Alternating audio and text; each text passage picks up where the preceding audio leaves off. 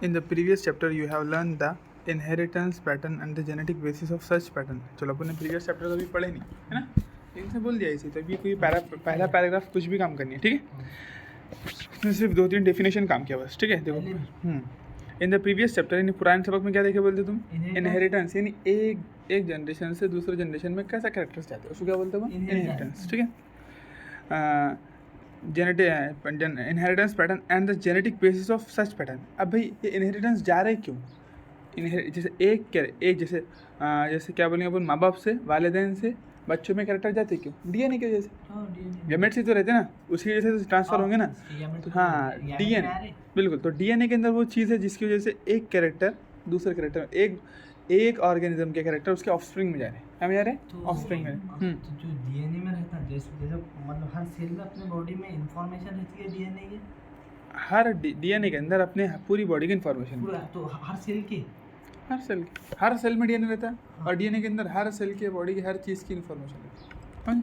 हाँ, मतलब for example जैसे पूरे बॉडी के सेल हैं, उसके डीएनए में अपने पूरे बॉडी की इंफॉर्मेशन है, क्या है, कैसा होगा ये वो, होगा नहीं, मतलब क्या है, ऐसा वैसा, तो मतलब तो फिर वैसा पूरे जैसा स्पर्म के भी सेल में वैसी चलेगा, बिल्कुल। गैमेट्स के अंदर भी वो इन्फॉर्मेशन सेम रहेगी, वही इन्फॉर्मेशन तो ट्रांसफर हो रही ना, उसी से फिर नया ऑर्गेनिज्म बनने वाला है। सोमैटिक सेल तो नहीं जाते ना फिर, सोमैटिक अपन क्या बोल रहे, सोमैटिक जाते करें। अभी देखो ये जो चीज़ है अपन पिछले सबक में पढ़ने वाले, अभी अपने को यहाँ सबक से कोई लेना देना नहीं, कैसा जाते, अभी अपने को समझना है डीएनए क्या है, उसका रेप्लिकेशन कैसा था। पूरे बॉडी के सेल के डीएनए में सुनो मैंने क्या बोला कि अभी अपने क्या समझना है, डीएनए का स्ट्रक्चर, उसके पैटर्न, वो किस तरीके से डुप्लीकेट करता है, रेप्लिकेट, फिर वो सारी चीज़ें बाद में खुद ब खुद समझ में आएगी, ठीक है। अभी इंट्रोडक्शन का है, अपन ने पुराना सबक पढ़े नहीं, अगर वो डील करते पढ़ेंगे तो आधा घंटा उसमें चले जाएंगे, समझे।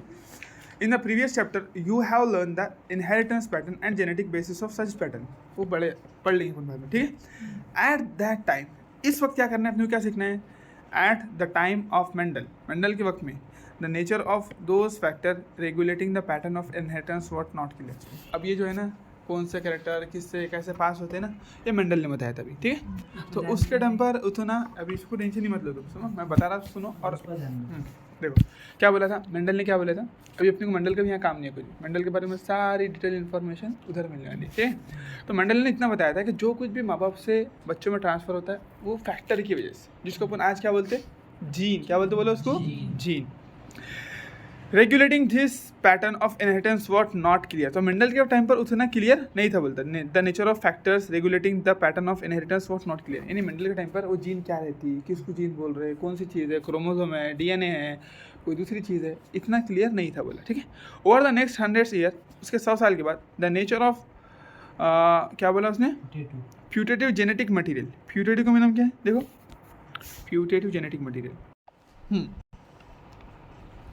The nature of putative genetic material, यानी ऐसी चीज़ जो जेनेटिक मटेरियल के काबिल है, उसका नेचर के वो क्या है वो मालूम पड़ गया हमारे को। देखो मेंडल ने क्या बोला था कि कोई तो चीज़ ऐसी है जो पेरेंट्स से ऑफस्प्रिंग में ट्रांसफ़र हो रही है, हाँ कोई चीज़ ऐसी फैक्टर, उसको फैक्टर नाम दे दिया उसने, जिसकी वजह से जो कैरेक्टर पेरेंट्स में वही ऑफस्प्रिंग में दिया। अब जैसे आम है, तो आम का झाड़ क्या रहेगा, उसका बीज से क्या बनने वाला है, आम बनने वाला है। जामुन लगेंगे उससे, नहीं लगता, क्यों नहीं लगता, क्योंकि जो कैरेक्टर इसके पास थे आम के, वही उसके गैमेट्स के जरिए पास हुए, समझ रहे बात तुम, ऐसा। तो यही बात इसने भी बोला, लेकिन उस टाइम पर वो क्या थी, जो पास वाली चीज़ थी, वो डीएनए था, जीन थी, क्रोमोसोम थे, वो मालूम नहीं था, ठीक है ना। बाद में 100 साल के बाद में मालूम पड़ गया कि वो जो काबिल चीज़, वो जो जेनेटिक मटेरियल यानी जो जेनेटिक इन्फॉर्मेशन को ट्रांसफ़र कर रहे है ना, एक जनरेशन से दूसरे जनरेशन में इन्फॉर्मेशन को जो ट्रांसफ़र कर रहा है, यानी यहाँ की जो इन्फॉर्मेशन है, जो कुछ ऑर्गेनिज्म नेक्स्ट जनरेशन में सेम ऑर्गेनिज्म बन रहा है, उसकी सारी इन्फॉर्मेशन ट्रांसफ़र करने वाला जेनेटिक मटेरियल। तो काबिल जेनेटिक मटेरियल हमको मालूम पड़ गया, उसका नेचर, वो क्या चीज़ है वो समझ में आएगा, वो क्या था, डीएनए, क्या था वो, डीएनए, बात समझ में आई। मटेरियल वॉज इन्वेस्टेड, देखो, और उसके बाद में क्या, culminating in the realization that DNA deoxyribonucleic acid is the genetic material. फिर बाद में हमको मालूम पड़ गया, इन्वेस्टिगेटेड, देखो क्या इसका निकाल, देखो क्या बोला, फिर बाद में यानी इस टाइम पर मेंडल के 100 साल के बाद में हमको ये मालूम पड़ गया कि कौन सी चीज़ थी जिसकी वजह से इन्फॉर्मेशन ट्रांसफ़र हो रही है ना। तो क्या बोला उसने, पीटीडी का मतलब काबिल, वो ऐसी कौन सी चीज़ थी जो काबिल है एक जनरेशन से दूसरे जनरेशन में इन्फॉर्मेशन को ट्रांसफ़र करने के। क्लूमिनेटिंग बोले तो जहाँ पर इख्तिताम हो रहा है, यानी अपने को मालूम पड़ गया, फिर वो एंड होगी वो चीज़ की, वो जो खोज थी, वो जो रिसर्च थी कि क्या है उसकी एंड होगी बिल्कुल। नहीं, खोज नहीं।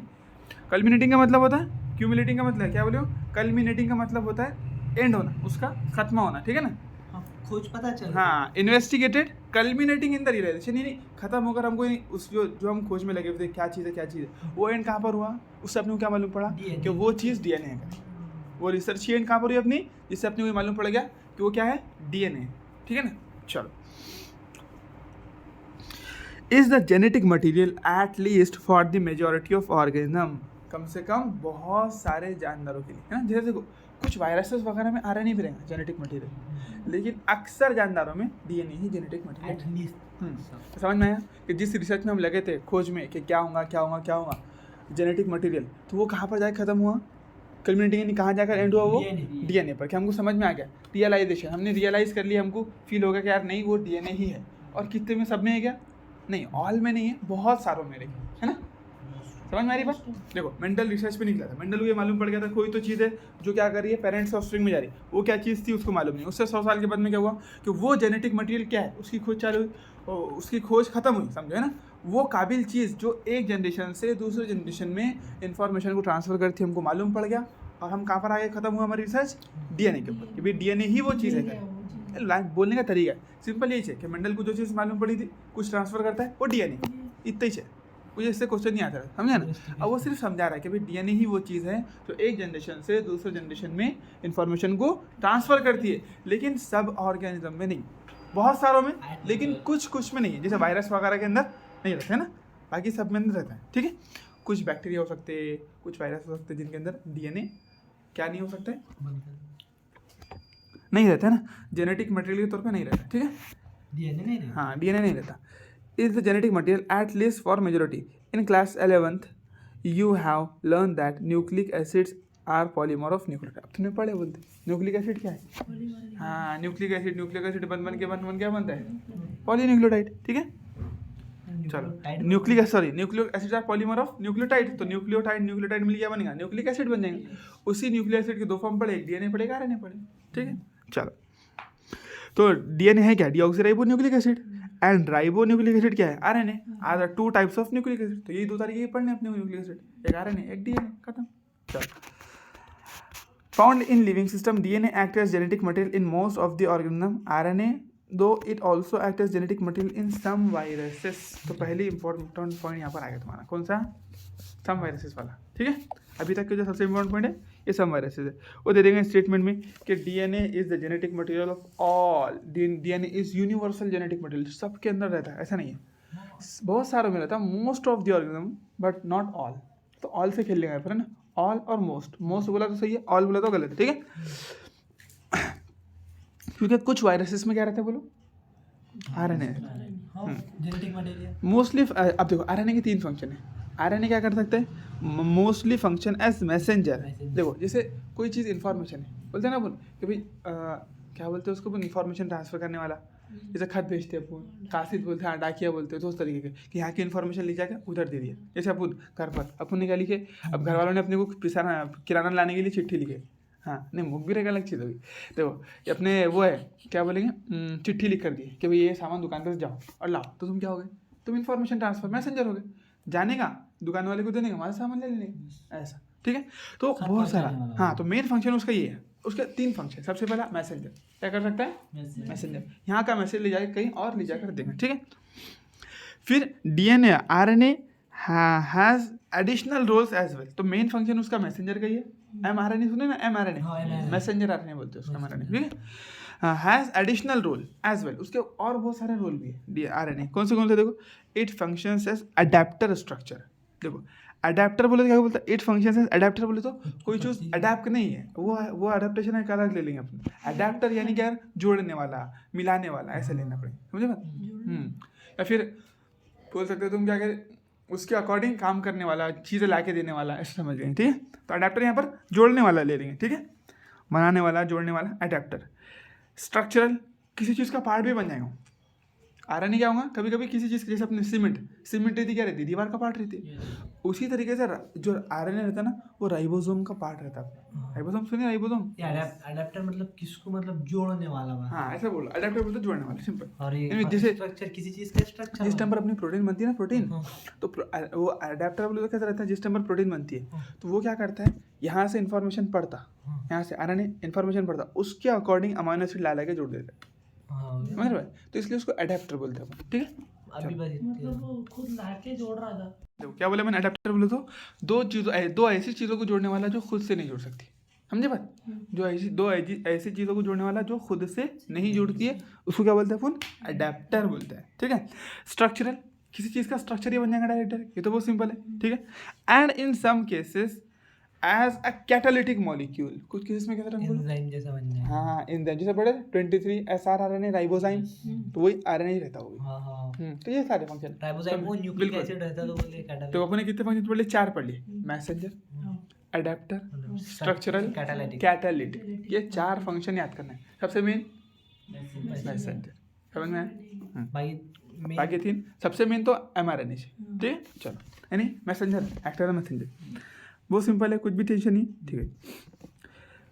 इन class 11th you have already learned the structure of nucleic acid and way and nucleotide and the way these monomer units are linked to form the nucleic acid polymer। अब तुमने पढ़े बोलते हैं कैसे जुड़ते हैं, है ना, वही आसान है, उसलिए पढ़ना था अपने को। In this chapter we are going to discuss the structure of DNA. हम सबसे पहले इसमें क्या करेंगे, स्ट्रक्चर ऑफ डीएनए पढ़ेंगे, फिर उसका रेप्लिकेशन कैसा होता है, फिर उसके बाद में उसका the process of making RNA कैसा बनता है, डीएनए। देखो सबसे पहले क्या पढ़ेंगे, डीएनए का स्ट्रक्चर, यानी पूरा बायोमोलिक्यूल लेवल से रिवाइज कर लेंगे। फिर उसके बाद में कि डीएनए कैसा बनता है, रेप्लिकेट कैसा होता है बोलते हैं ना, वो यानी डीएनए कैसा बनता, फिर डीएनए से आरएनए कैसा बनता, फिर आरएनए से प्रोटीन कैसी बनती, ये सारी चीज़ें पढ़ने वाली है, ठीक है। द प्रोसेस ऑफ मेकिंग, ये कुछ नॉर्मल है, क्या क्या पढ़ेंगे। तो अभी तक क्या इन्फॉर्मेशन इंपॉर्टेंट है तुम्हारे लिए, सिर्फ कि भाई 4 हाँ, और वायरस के बारे में, कि आरएनए के 4 रोल, मैसेंजर सबसे मेन वाला, अडेप्टर भी हो सकता है 2 चीज़ों को जोड़ने वाला, उसके बाद में स्ट्रक्चरल भी हो सकता है, और कैटालिटिक हो सकता है, स्ट्रक्चरल हो सकता है, और अडेप्टर हो सकता है, और ये क्या बोले अपने, मैसेंजर हो सकता है, बस ये 4, ठीक है। अब चला जाओ, देखो and elimination basis of regulation, ये तो सारी चीज़ें वो बस क्या क्या पढ़ रहे हो बता रहा, ठीक है। The determination of complete nucleotide sequence of human genome during that last decade has set in the new era of genomics. देखो ये बात यहाँ पर, देखो क्या बोला कि यहाँ तक देखो, वो कुछ भी नहीं है, उसने बताया क्या टॉपिक पढ़ने वाले अपन, बेसिस ऑफ देयर रेगुलेशन। देखो the determination of complete nucleotide sequence, यानी इंसान के डीएनए में कौन सी सीक्वेंस सारा मालूम करना, डिटरमाइन तो तय करना, मालूम करना है ना। तो इंसान के डीएनए में क्या क्या है, अपन बोलते हैं ना इतना बड़ा डीएनए अपना करके 2.2 मीटर का या फिर 2 मीटर का जो डीएनए इतना लंबा, और वो न्यूक्लियोटाइड तो वो छोटी छोटी रहती है, एंगस्ट्रॉन में रहती है, और ये मीटर में है, कितना बड़ा, कितनी सारी सीक्वेंस होंगे उसके अंदर, है ना। तो उस सारी सीक्वेंस में क्या क्या क्या क्या क्या क्या किस सीक्वेंस में है, क्या क्या है, वो सारा मालूम करना, वो भी पढ़ने वाले हैं, बिल्कुल वो भी पढ़ने वाले हैं, पढ़ने वाले हैं, नहीं इसमें कुछ भी याद नहीं करना है। Sequence of human genome during last decade has set in the new era of genomics. तो इसने क्या करा बोलते हैं, ये चीज़ हमने जब निकाले, क्या जब इंसान का पूरा डीएनए खोल के अपने पूरा स्टडी करे, तो उसमें क्या हुआ कि एक नई ब्रांच मिल गई अपने को स्टडी के लिए। जैसे अपने ना पैथोजन, जैसे पैथोजन की स्टडी क्या है, पैथोलॉजी एक स्टडी है ना, और फॉर एग्जांपल जैसे पैथोलॉजी या पैथोजन की स्टडी है, उसके बाद में बीमारियों की स्टडी रहती है, उसके बाद में और क्या की रहती है, अपने ऑर्गेनिज्म की स्टडी रहती है, हड्डियों की स्टडी रहती है। तो ये सारे एरा है ना, ये एरियाज है जिसके अंदर क्या करते हैं अपन, साइंस के अलग अलग बायोलॉजी के अलग अलग ब्रांचेज है, जिसमें अपन पर्टिकुलर बेसिस पर स्टडी करें। जैसे हड्डियों की, तो हड्डियों की स्टडी होगी पूरी, मसल की तो पूरी मसल की स्टडी होगी, ठीक है। और फिर एनाटॉमी तो एनाटॉमी देखी जाएगी, मॉर्फोलॉजी देखी जाएगी, तो फिजियोलॉजी के बारे में बात करेंगे। तो उसी तरीके से एक जीनोमिक्स के अंदर जेनेटिक्स है ना, जो जेनेटिक्स में एक नई ब्रांच निकल गई, है ना, न्यू एरा ऑफ जीनोमिक्स, इसको क्या बोलते हैं, जीनोमिक्स। हाँ, तो ये नॉर्मल बात है कि भाई उसमें एक नई ब्रांच निकल गई। अब लोगों ने इस तरीके से सोचना चालू कर दिया डीएनए के ऊपर, बस डीएनए में क्या क्या है बस उतना ही पता, कुछ नहीं डाला, क्योंकि स्ट्रक्चर वगैरह क्लियर हो गया था। तो अब डीएनए में क्या क्या है, कौन सी जीन ऐड कर सकते हैं, कौन सी काट सकते हैं, कौन सी लगा सकते हैं, क्या कर सकते हैं, बस उतनी डिटेल, ठीक है। तो ये समझाने का पॉइंट है सिर्फ, ठीक है। In the last section, last में पढ़ेंगे अपन सबक the essentials of human genome sequence and it's consequences will also be discussed. अब लास्ट सेक्शन में ये मालूम पड़ेगा कि भाई क्या फ़ायदा है ह्यूमन के डीएनए को पूरा स्टडी करने का फ़ायदा क्या है, उसके रिजल्ट क्या क्या मिले हमारे को ना, उसके रिजल्ट आप जैसे कोई भी चीज़ का रिजल्ट निकलता है ना, अच्छा बुरा वो सारी चीज़ें पढ़ने वाले, ठीक है। ये सारी चीज़ें बस नॉर्मल बोला उसने, यहाँ पर कुछ इंपॉर्टेंट नहीं। हाँ, let us begin our discussion by first understanding the structure of the most interesting molecule in the living system. क्या बोला? सबसे सिंपल नहीं डीएनए, सबसे इंटरेस्टिंग, सबसे कॉम्प्लिकेटेड भी नहीं, लेकिन सबसे इंटरेस्टिंग है डीएनए, है ना। कितने इंटरेस्टिंग है पढ़े ना, ठीक है। In the living system that is the DNA, the sequence, the subsequent section we will understand that why it is the most abundant genetic material and what its relationship with RNA। बाद में पढ़ेंगे अपन कि भाई हाँ DNA in the subsequent we study why it is the most abundant, ये सबसे ज़्यादा पाया क्यों जाता है डीएनए ही। सब अपने बोले ना मोस्ट ऑफ द ऑर्गेनिज्म में डीएनए ही क्यों मिलता है, मोस्ट ऑफ द में क्या मिलता है बोले अपने डीएनए बोले, तो क्यों मिलता ये देखेंगे। फिर इसका आरएनए से रिलेशन क्या है वो सारी चीज़ें देखेंगे। बस अभी यहाँ से यहाँ तक के पूरा इतना ही बताएगा, क्या पढ़ने वाले कुछ भी इंपॉर्टेंट नहीं, सिर्फ दो चीज़ों के अलावा, एक सम आरएसएस वाले और फंक्शन आरएनए के फंक्शन, बस पूरा पैराग्राफ तुम्हारा खत्म हो, ठीक है। 5 लाइनें तो इसने वो डिलीट कर दिया क्या, डेफिनेशन ट्रांसक्रिप्शन ट्रांसलेशन की डेफिनेशन है ना पीछे, इसमें ट्रांसक्रिप्शन इसमें डिलीट हो गया। नहीं एंट्री में डिलीट कर दिया ना, हाँ बाद में आनी वाली है ना, डबल डबल डबल डबल बोल के कोई फायदे की बात नहीं है, ठीक है चलो। छोड़ के बोला है हाँ बाद में पढ़ाएंगे। इसमें वो नहीं, इसमें डिलीट कर दिया उसने शायद। हाँ मतलब प्रोटीन डीएनए से ये बात। अब देखो ये पूरा याद, अब जो नेक्स्ट पैराग्राफ है एज इट इज रटता है, क्या है रट्टिफाई। तो एक आधी छोटी सी चिट्ठी पे लिख लेने का द डीएनए जो करके जो पैराग्राफ है ना, छोटे छोटे इन्फॉर्मेशन है कि इसमें इतने इसमें नंबर है, उसको लास्ट तक किए जब तक तुम्हारा एग्जाम आता है, जब तक ये रटते रहो उसको, ठीक है।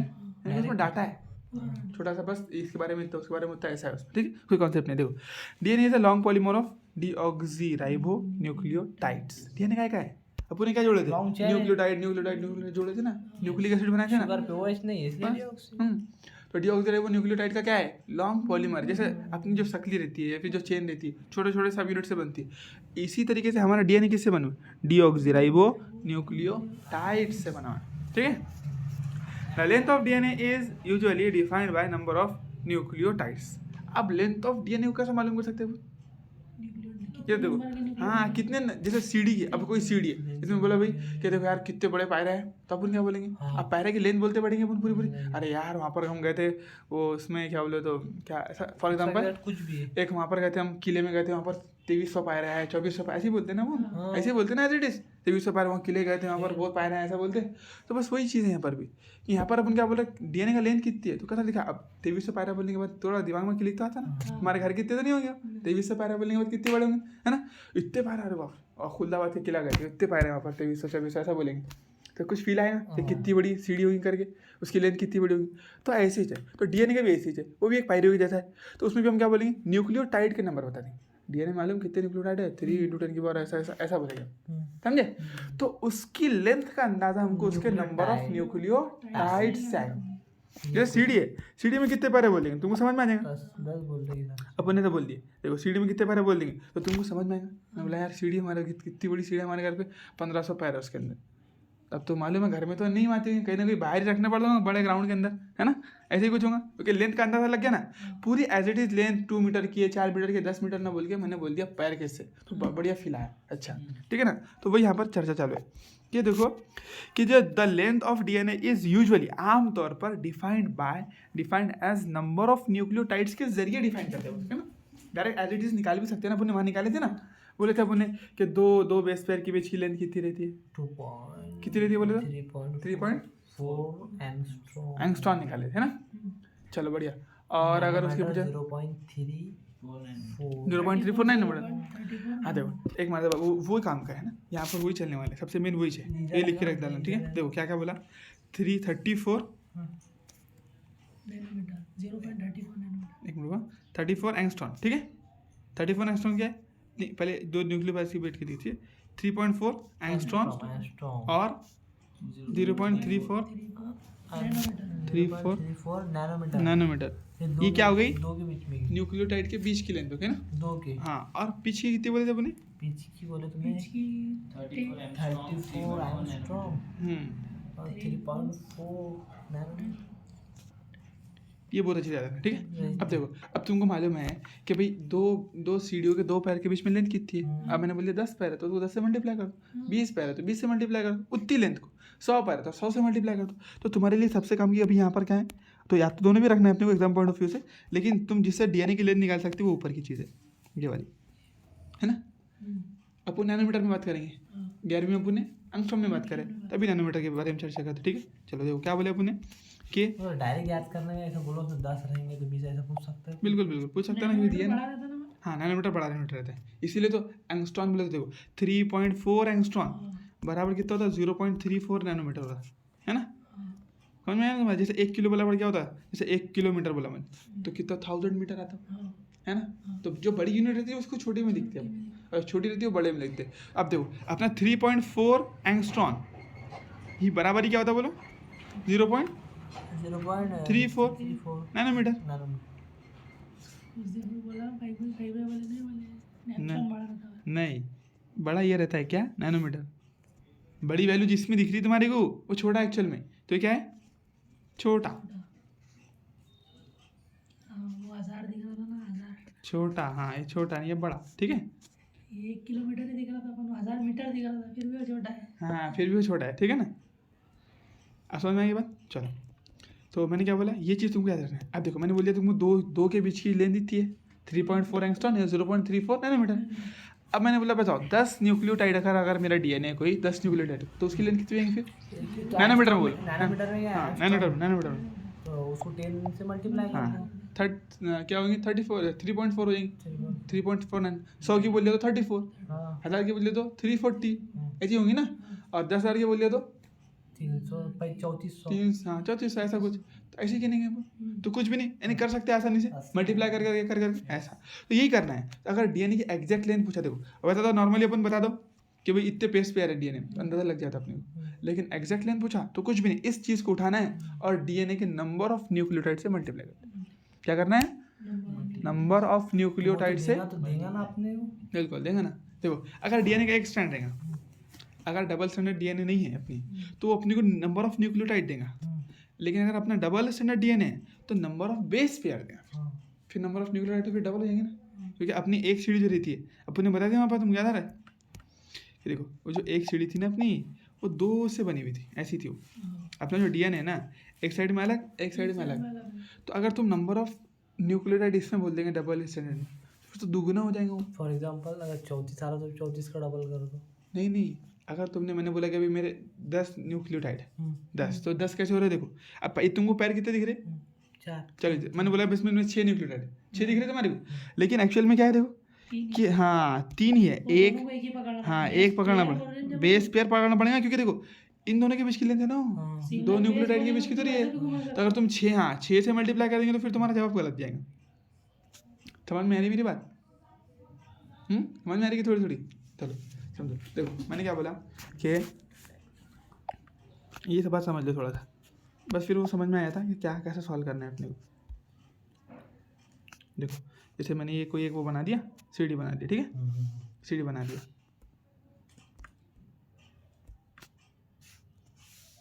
ये मैंने सीढ़ी बना दी, इधर देखना, ठीक है।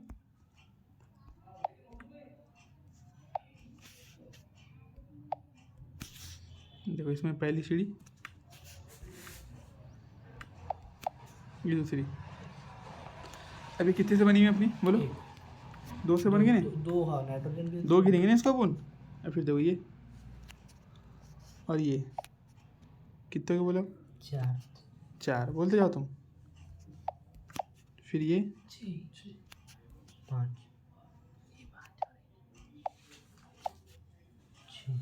6 हो गए। टोटल कितने गिन रहे हो? 6। लेकिन तुमको जिस चीज़ की इन्फॉर्मेशन मालूम है, क्या तुमको इन दोनों के बीच की इन्फॉर्मेशन मालूम है? अगर मैंने बोला तुमको लेंथ किसके बीच की मालूम है बोलो? हाँ बेस पेयर के बीच की लेंथ मालूम है ना तुमको इनके बीच की तो लेंथ मालूम ही नहीं है। एंगस्ट्रॉम में हाँ 0.3 तो ये बेस पेयर मालूम है, ये लेंथ मालूम है यहाँ से यहाँ तक के कितनी है? नैनोमीटर में बात करते हैं 0.34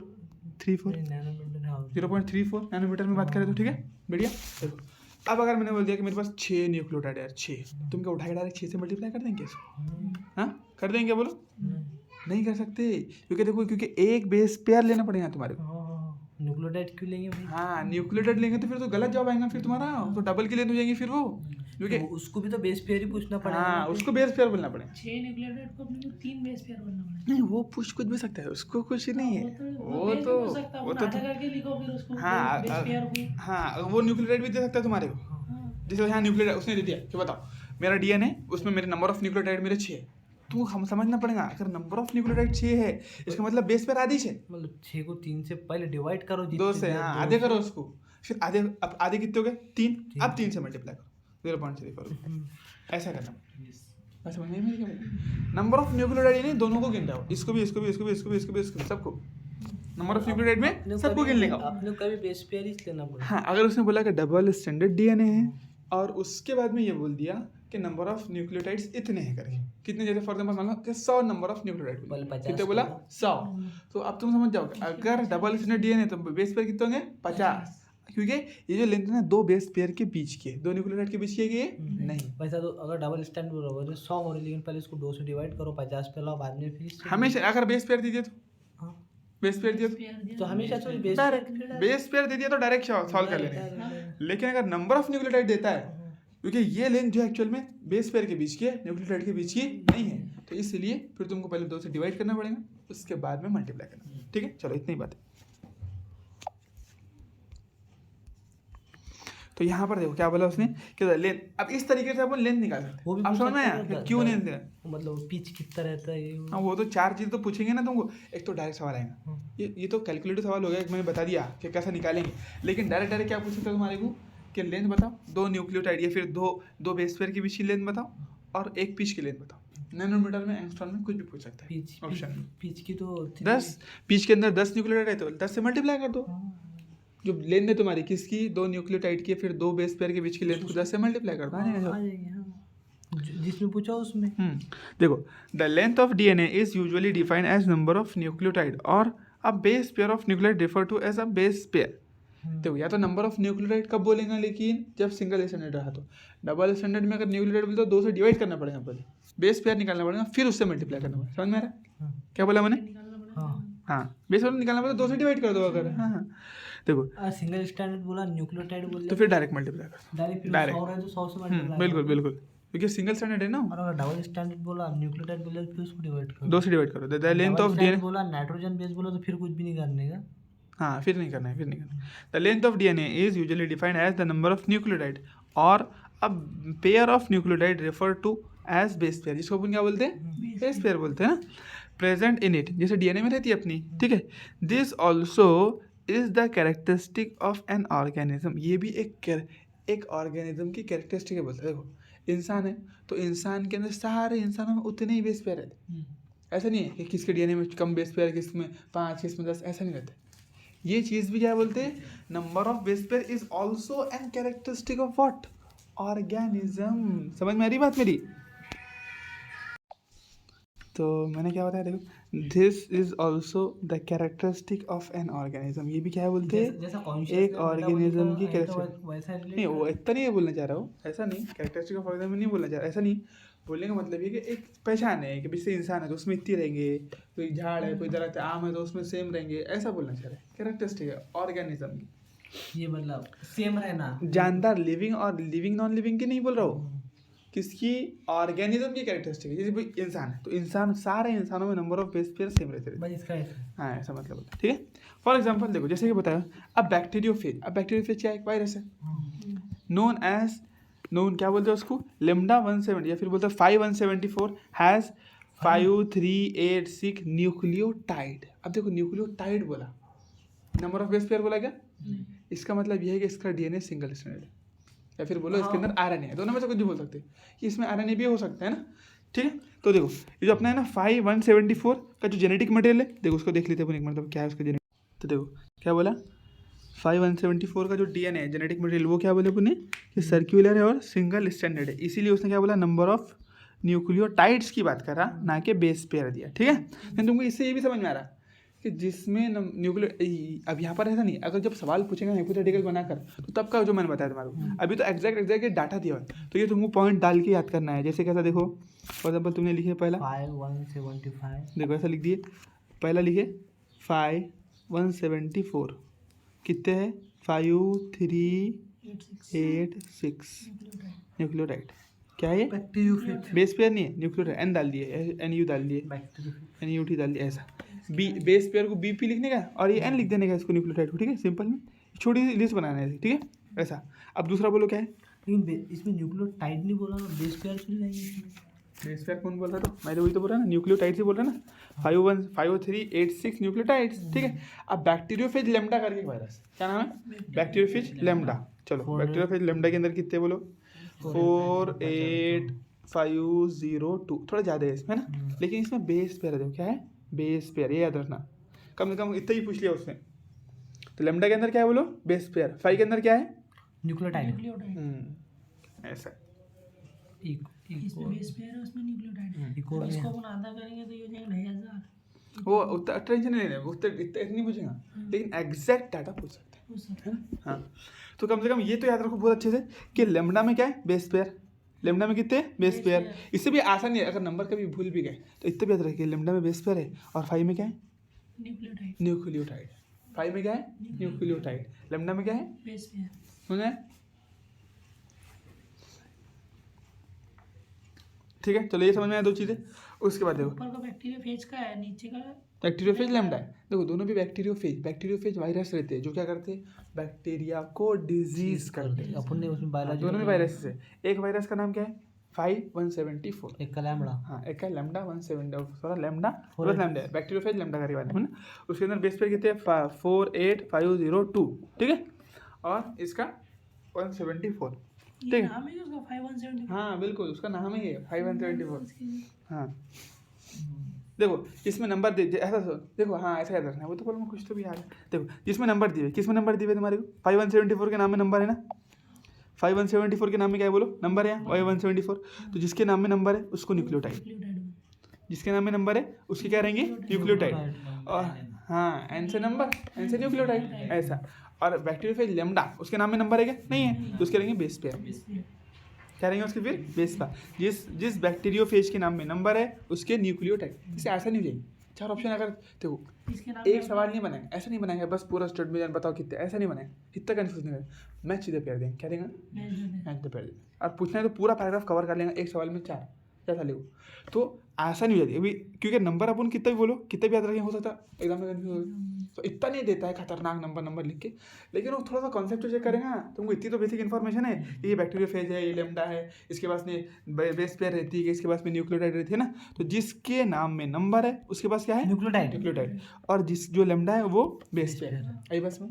चलो ये दोनों भी क्या है? वायरसेस। क्या है? दोनों भी वायरसेस। अब देखो तो वायरसेस है ना, तो इनके अंदर थोड़े कम ही है। देखो 5346 और कितने बोले अपने? देखो 48,502। यानी 50,000 के अंदर ही काम चल रहा है पूरा, है ना। यानी गिन सकते इतने है, ठीक है ना। ऐसा 10 की पावर में नहीं आया, क्योंकि छोटे छोटे ऑर्गेनिज्म वायरस है तो छोटे है, तो ये कॉन्सेप्ट बन रहा है अपना। देखो ना, चीज़ पूरी एज इट इज रट्टी की। लेकिन अगर मैच द पेयर का सवाल आया तो इस कॉन्सेप्ट से तुम कर सकते हैं, क्योंकि अगर वायरस बैक्टीरियोफेज आया तो हो सकता है नंबरों के अंदर खेलेगा, कुछ नंबर गिन सकते हैं हाथ पे। लेकिन जैसे बैक्टीरिया पर आए तो बैक्टीरिया के अंदर नंबर ऑफ न्यूक्लियोटाइड या बेस पेयर रहेंगे, तो न्यूक्लियोटाइड तो रहेंगे नहीं, क्या रहेगा? Base pair. क्योंकि बैक्टीरिया के अंदर क्या रहता है? वायरसेस, कुछ वायरसेस ही ऐसे हैं जिनके अंदर सिंगल डीएनए या फिर जो है तुम्हारा आरएनए हो सकता है ना। तो वैसा बैक्टीरिया में भी डबल डीएनए रहता है। बैक्टीरिया में डीएनए रहता है, बिल्कुल।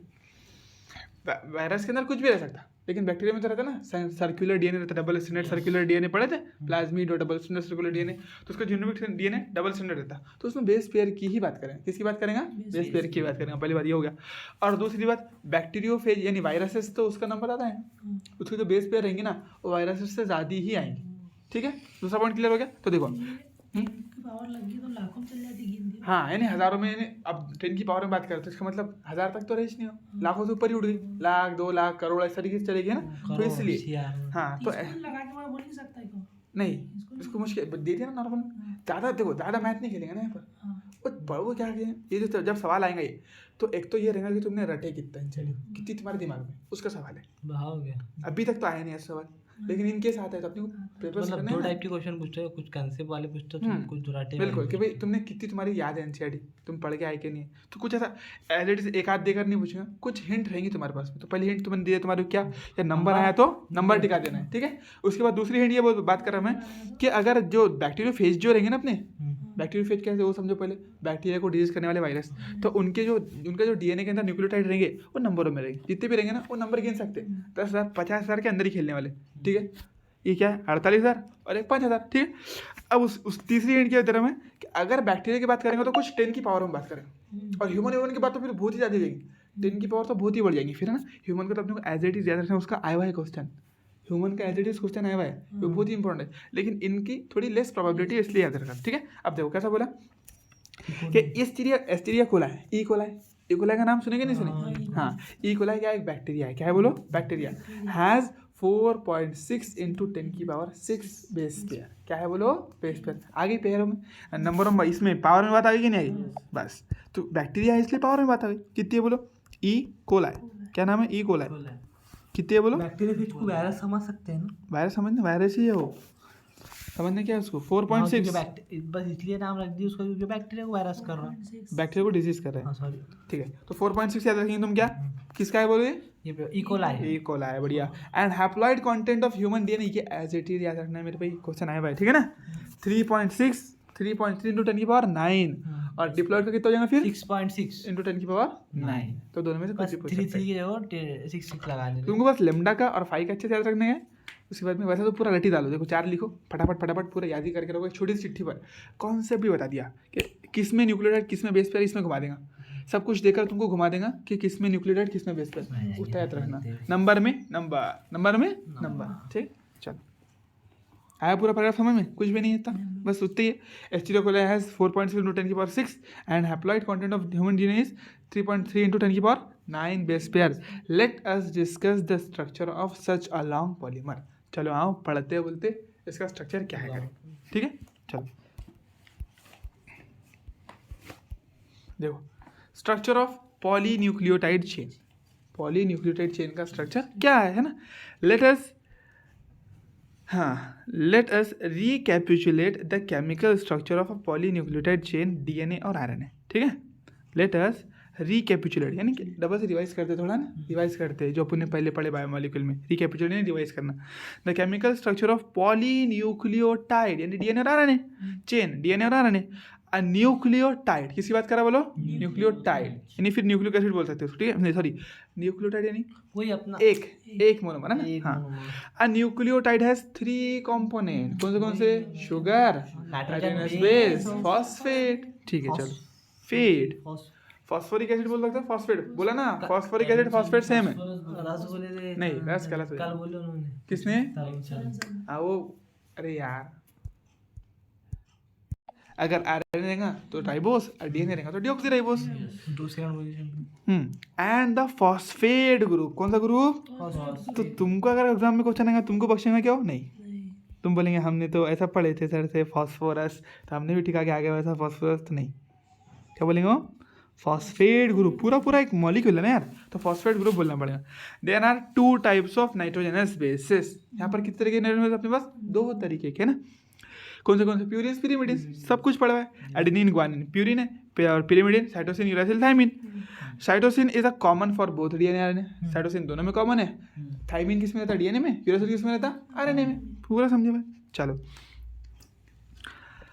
DNA, uracil is present RNA in place of thymine, thymine की जगह पे आरएनए में क्या है, यूरासिल, और यूरासिल की जगह पे डीएनए में क्या है, थाइमिन, खत्म। A nitrogenous base is linked to the pentose sugar through a N-glycosidic linkage। ये आ गया, अब देखो इंपॉर्टेंट पॉइंट आ गया, फर्स्ट कार्बन OH इसमें, उसमें है नहीं तुम्हारे इसमें, है ना, ये ऐसा नहीं दिया लेकिन वो पहले ही कार्बन से जुड़ता ना। अब देखो ये वहाँ बायोमोलिक्यूल में बोला ना ये बात उसने, N-glycosidic linkage from a nucleotide, N-glycosidic first carbon में जुड़ता ना। देखो अगर अपन ये बनाएंगे, अगर ये बनाएंगे अपन क्या ऐसा बनाएंगे अपना, तो ये पहली कार्बन पे जुड़ता है नाइट्रोजनस बेस अपने यहाँ पर, बस तो फर्स्ट कार्बन पे लिंकेज रहेगा उसका, तो लिंकेज का नाम क्या है, बॉन्ड का नाम क्या है, एन ग्लाइकोसिडिक। देखो ग्लाइकोसिडिक बॉन्ड का बोलते हैं अपन, शुगर जुड़ती है ना, लेकिन यहाँ पर क्या जुड़ रहा है, नाइट्रोजन से जुड़ रहा है ना, तो इसलिए एन ग्लाइकोसिडिक नाम रहती है, ठीक है। तो फ्रॉम अ न्यूक्लियोसाइड, तो न्यूक्लियोसाइड फॉर्म क्या बनेगा, दोनों मिलकर न्यूक्लियोसाइड बन जाएगा, ठीक है। सच एज एडिनोसिन, अब देखो नाम एडिनोसिन, ग्वानोसिन, साइटोसिन, ठीक है। उसके बाद में नहीं sorry, adenosine guanosine, cytidine, uridine और थाइमिडीन, है ना। एडिनोसिन ग्वानोसिन, देखो एडिनिन था ग्वानिन था, जो नींद में है उसको सीन कर देंगे उसका, ठीक है ना, जो नींद में उसका सीन कर देंगे एडिनोसिन, हाँ एडिनिन ग्वानिन का क्या कर देंगे एडिनोसिन ग्वानोसिन। और जो यूरिडीन थे, यूरिडीन, हाँ जो यूरासिल थे उसका थाइमिडीन, यूरिडीन, थाइमिडीन और साइटिडीन थे, न्यूक्लियोसाइड लेवल पे, बिल्कुल न्यूक्लियोसाइड, ये अच्छे से याद रखना है ना, इसमें कंफ्यूज कर सकता है, घुमा सकता है, ठीक है।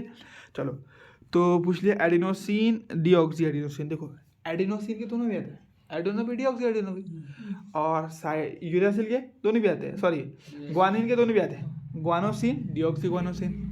इस तरीके से साइटोसिन, अपने ना साइटोसिन उसके दोनों आएंगे, साइटिडीन भी आएगा, डीऑक्सी साइटिडीन भी आएगा, लेकिन यूरासिल के दोनों नहीं आएंगे, यूरासिल का ओनली एंड ओनली आएगा यूरिडीन आएगा, उसकी डीऑक्सी यूरिडीन नहीं हो सकता, और थाइमिड का डीऑक्सी थाइमिडीन, बस खत्म, ये सारी बातें बोले। थाइमिडीन नहीं हो सकता, डीऑक्सीथाइमिडीन होगा। हाँ अब ये डीएनए में तो नहीं मिलते अपने को, है ना, बाकी वो मिलते हैं बनते में, वो अपने को मतलब नहीं है, लेकिन डीएनए में तो वो रहता नहीं, ठीक है, इसलिए ये सारे दिया देखो। उसके बाद यूरिडीन दिया और डीऑक्सीथाइमिडीन दिया, ठीक है। वह ना फॉस्फेट ग्रुप, ये देखो यहाँ पर डबल बोला, ये जो डीऑक्सी जो कर रहा तो मतलब ये डीएनए वाला, हाँ वो तो बात मालूम ही नहीं यार, फिर क्यों टेंशन लेते। When a phosphate group is linked to OH of nucleoside, अब क्या बोला देखो, जैसे इस न्यूक्लियोसाइड पे क्या चिपकता है OH ग्रुप, क्या चिपकता है बोलो OH ग्रुप, तो क्या बोलेंगे उसको फिर